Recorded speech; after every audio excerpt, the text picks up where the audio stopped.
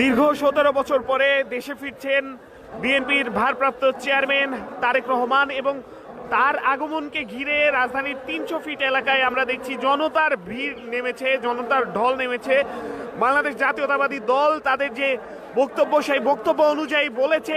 প্রায় 50 লক্ষ মানুষের জমায়েত হবে আজ রাজধানীর 300 ফিট পূর্বাচল যে এলাকা, সেই এলাকায়, অর্থাৎ 36শে জুলাই এক্সপ্রেসওয়ের যেই প্রবেশদ্বার, রাজধানী থেকে যেই প্রবেশদ্বারের মাধ্যমে রাজধানীতে প্রবেশ করা হয়, সেই প্রবেশদ্বার ঘিরে প্রায় 50 লক্ষ মানুষের জমায়েত হবে। এবং আমরা জানি এই মুহূর্তে তারেক রহমান কিন্তু বাংলাদেশের পথে, এবং তিনি কিন্তু বিমানে উড্ডয়ন করে এই মুহূর্তে বাংলাদেশের পথে আছেন। তার এই আগমন দেখতে রাজধানীর পূর্বাচল এলাকায় 300 ফিট যে জায়গাটি, সেই 300 ফিটের রাস্তায় জনতার ঢল আপনাদেরকে দেখানোর জন্য বাংলা নিউজের সরাসরি সম্প্রচারে আমি আজবার রাত যুক্ত হয়েছি আপনাদের সাথে, এবং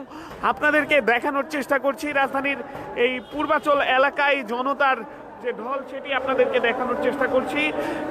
দুই পাশ দিয়েই কিন্তু মানুষের, সূর্যের আলো এখনো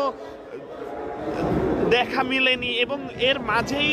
এই শত শত মানুষের ভিড় প্রমাণ করে দিচ্ছে